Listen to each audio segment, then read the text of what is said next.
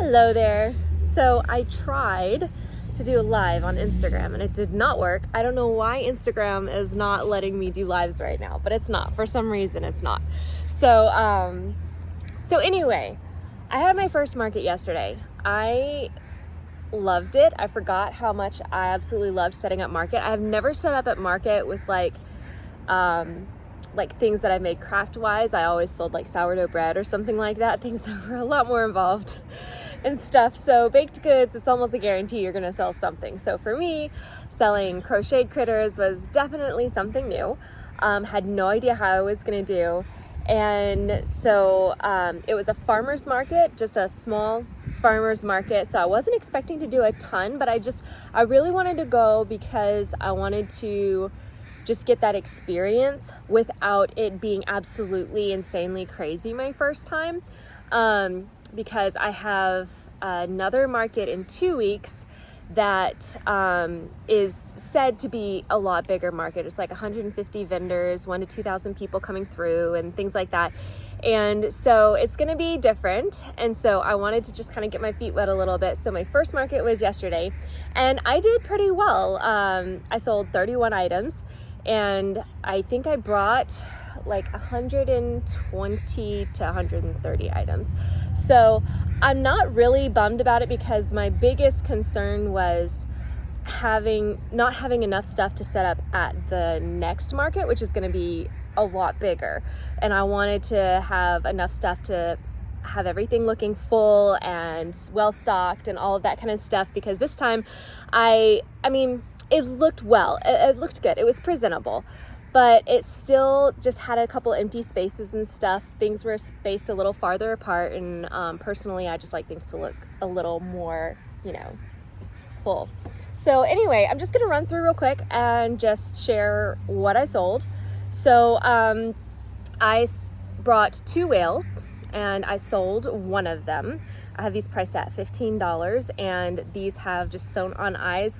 Eventually my goal is to have like a third sewn on eyes and then a third with just like the snap eyes, because the safety eyes, because not everybody likes the sewn on eyes, but if it's a little person, the sewn on eyes do well. So anyway, I made bitty birds. So I've got the mallard, I've got the chick, I've got an eagle, and this was actually kind of a last minute thing. I literally made these the day before the market because I'm like, I've got to have something else on my table because there's just this huge big empty spot there.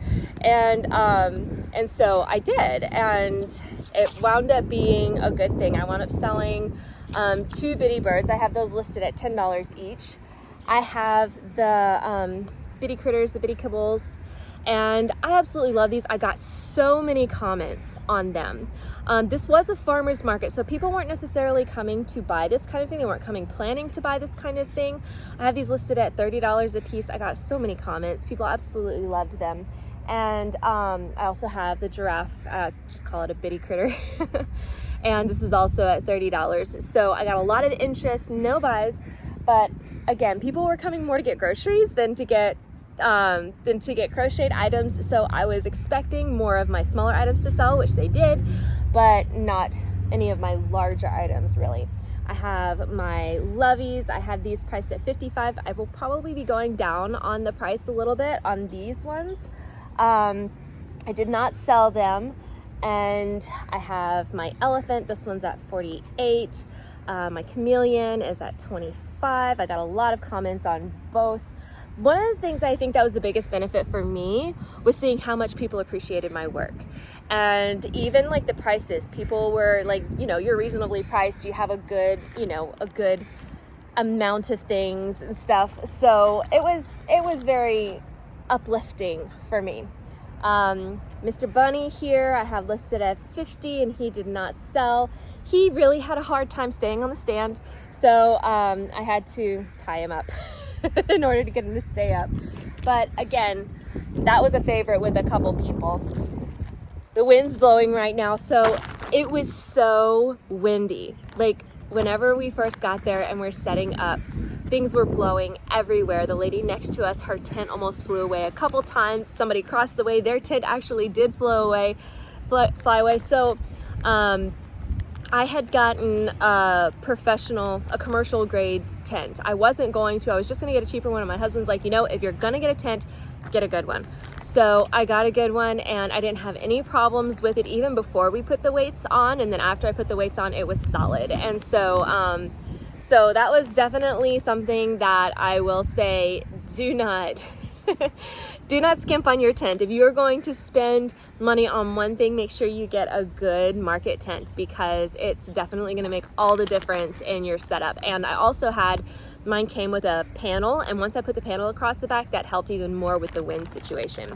So then I had all of my keychains. It was the very first thing I sold. I sold one. These were for $12. And the very first item I sold was one of these keychains, but that was the only one that I sold. A lot of people absolutely loved them, but it was just, yeah, first item that I sold, but yeah. And then I had these turtles, the little turtles. I had these for $10, and I bought 7 of them, and I sold 3 of them. And this was one of those things, okay, I am a very, I don't know if I want to say I'm a cheap person, but I'm one of those people who, like, if I can make it myself or find it at a better deal somewhere, I'm not just gonna spend like an amount. But it was surprising to me because people would just come and they would just pick up something and want to buy it and didn't really care how much it cost. And so that was new for me, because for me, like the way I shop, it's definitely not like that. I'm always looking, and like if I'm gonna get something, I'm gonna get the cheaper item, better deal, etc. So anyway, the chunky frogs, a lot of people liked them, but nobody actually bought them. And that was kind of interesting to me. For the chunky frogs, I sold one. I brought 15 and I sold one of them. So I had a couple bags of chunky frogs. Then I had the octos, which I'm sure you've all seen, the cute, adorable little octos. And these actually did pretty well. I sold 7 of them. I brought, I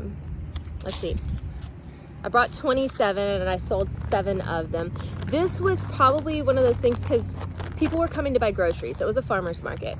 And, but with the octos, you know, people would come with their kids, their little kids and everything with them. And they would come in and they would let their kid, like, they'd say, okay, which color do you want? And so their kid could get a little something. It was just $5. And so it was easy for them to grab. So, so I felt like the octos did well. People absolutely loved them. Oh, and then my monkey, I'm gonna explain a little bit more about that in a minute. Hang on, I'll do these. So I made 2 loaf cats. Lot of interest, no buys, they were 25. People thought they were so cute, and I'll be honest, whenever I first made them, I was like, oh, I don't know. But then once I made them, I'm like, okay, yeah, they're pretty stinking cute. So I will probably make a few more of those for the actual, like for the big market. So chickens, this was probably the favorite item as far as people commenting and everything. I brought 9, I sold 3 of them. So it was one of those things that like everybody was like, oh my gosh, look at the chickens, look at the chickens. And so I did sell several chickens. So that was a lot of fun for me, just to see everybody's reactions on that. I brought 2 turtles. I sold 1. These I had listed at $20. And so there, again, a lot of attention. People absolutely loved them. A turtle was in one of my first purchases. I think the very first purchase. One of the things that I was very much appreciative of, because like yesterday morning, I told my husband, I'm like, what if I don't sell anything? What if people don't like my stuff? And like all that kind of stuff. And he's like, look, it's cute. People are going to buy it. And I was thinking if I could at least make what the booth cost. So I think the booth cost like $37 or something like that. And so I actually covered the booth cost in the first 20 minutes of the market. So then I was able to sit back and relax and just enjoy it. So then I have my bees, and again, tons of people commented on the bees. No one actually bought them. Nope. I had a couple people like almost buy them, but I brought 10 bees, and they gushed at the display. I love my display because it's like a honeycomb wooden display. So then dinosaurs, I sold one of my dinosaurs, what's it called? Brachiosaurus? I'm gonna get that wrong. But it's the one with like the spikes on the tail. Like it's kind of long and low, but it has the spikes on its tail. Anyway, got comments and stuff on these. The dinosaurs are my personal favorite. I will probably be making more of them just simply because they are so really cute and I'm kind of big into dinosaurs. I love dinosaurs. So I will probably be making more of those. Let me see. Oh, and then Mushy Boys. I got a lot of comments on the Mushy Boys. I brought 10 and I sold 2, but most of the ones I made were this color, and I only made like 4 of the different colors. Like I had a blue one and a green one, and people were picking up these, the ones with the different colors. So I was like, okay, I need to make more with just the different colors and not as much just the plain red. So, oh, the wind blew my stuff over. So anyway, so there's that. One thing that I did that I absolutely loved was I made, I had a Misfit box. So it was just like this little crate, and I had it on the bottom shelf of my ladder shelf, and it just said Misfits. And so basically all of the things that I made that I didn't like how they turned out, or I messed up on them or whatever, I put down there at a reduced price. So like I had mini bees for like a couple dollars. I had an octa that I used the wrong size eyes. The cow, one leg is shorter than the other. This monkey, because there were just a couple things and he just didn't turn out quite the way I wanted him to. Anyway, you would be surprised, like that Misfit box was rummaged through and almost everything out of that box sold. So that's definitely something I'm going to be doing again, because I'm going to be designing designing some patterns here soon, because I do want to cater a little bit more towards the farmer's market aspect of it. And so I'm going to be working on doing some fruits and veggies. I have a particular look in mind that I want to have. And so I'm going to start working on designing some of those. But I am sure I will have a few mess ups in the meantime. So that's one of the things that I did. I'm planning on doing again, the Misfit box. That's just definitely going to be something I do every market. One of the things that I did not do was I did not have a lot of signage. I had some, but I didn't have like a banner printed out or anything like that. I didn't have time. And so what I wound up doing was getting a chalkboard and just kind of doing my my logo on the chalkboard and setting it on the ground there. So it was sufficient, but I definitely think I would like a little bit more branding. Another thing that I didn't do is the way I had my table set up, it was like an L shape. And then on this side, like close up to the front, was where I had my ladder shelf. And so when people walked by, they saw the things on the ladder shelf and they saw the things on the end, but it wasn't until they looked in and saw like the octopuses and like the things that I had on the inner table that they would actually walk in. So I think I need to put my cheaper, more in-demand items on that shelf right there, because as people walk by, they're going to see it, and then put more of the bigger stuff, because I had mostly the bigger stuff on the ladder shelf. So I'm going to put a lot more of the smaller things on that, and then put the bigger things kind of back in the L section, the back L section of the table.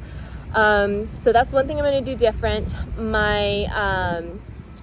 My point of sale system, I literally had a crate and I just had it turned upside down. So I put the sticker on there, was for my square, and I just had a little empty space on the table, and it worked really well because people had to actually walk in a little bit in order to pay for things.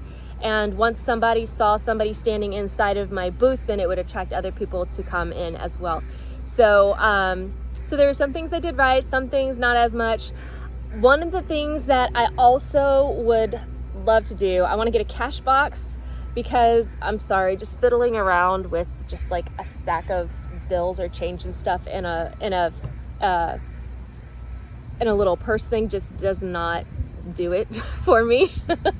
So I want to get a cash box. I also would like to get one of those ground rugs, like what you would use like for a camper or something like that outside. I want to get one of those so that way, like, the ground in front of the, like in the L of the table, the L part of the setup, it's looks a little more inviting. And because the wind was so bad, thankfully we were in an area that had grass, but if it was just concrete with dust, or if it had more dirt areas, the sand flying up would have been a problem. And like, cause there was some that you could tell that with the wind blowing as hard as it was, that was a little problem for them. So that would kind of cut down a little bit on that in that area as well.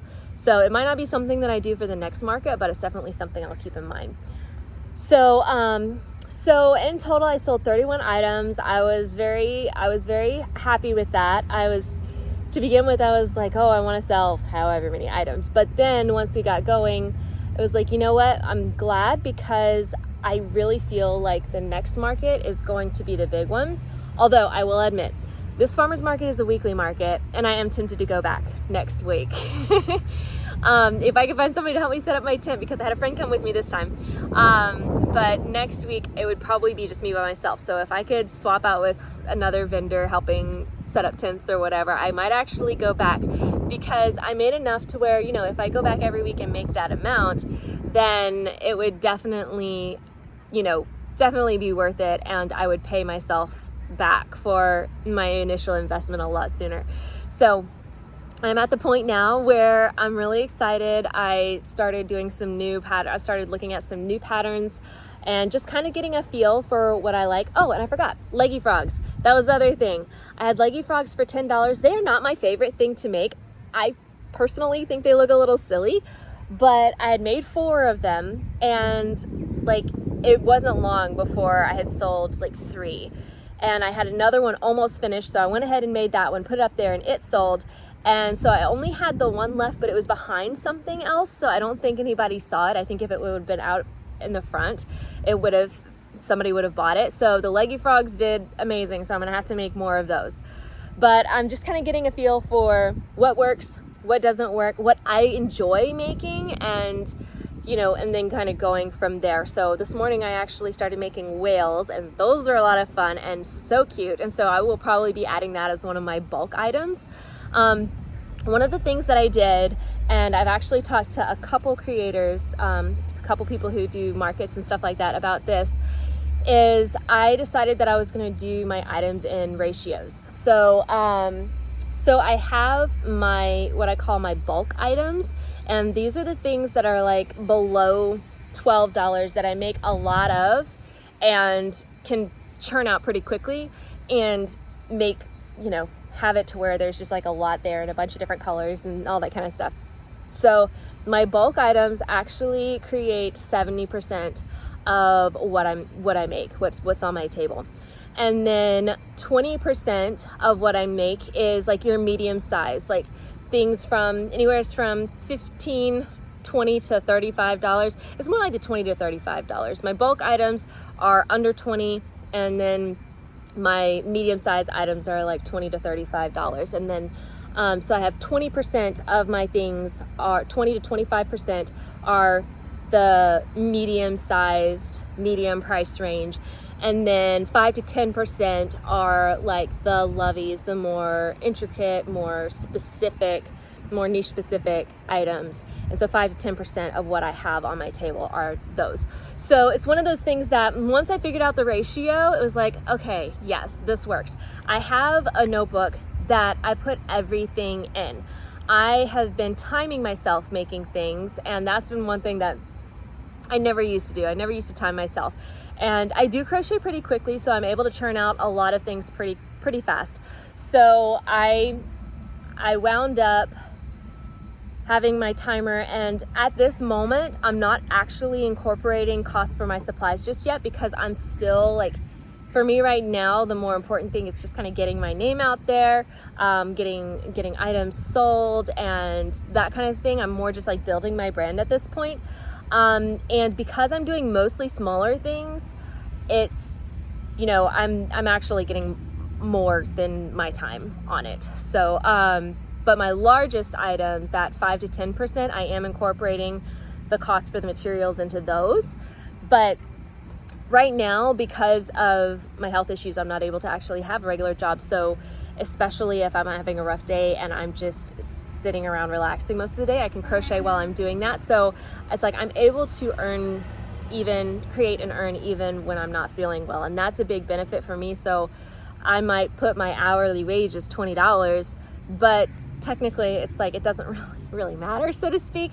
So, because I'm at least doing something whenever I couldn't be earning anything, doing anything else.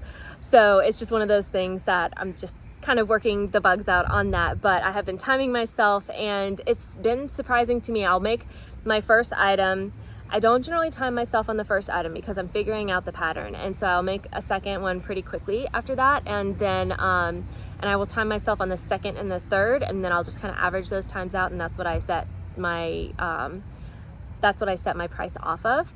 And so, and then the other thing is so I have ADHD, and it's one of those things that it's easy to get bored and it's hard to do like bigger projects and stuff. And so I kind of have in my mind where I want to make anywheres from 6 to 20 items a day. And so one of the things that I've learned is, and that this past week, I did it this past week, and it just helped me so much.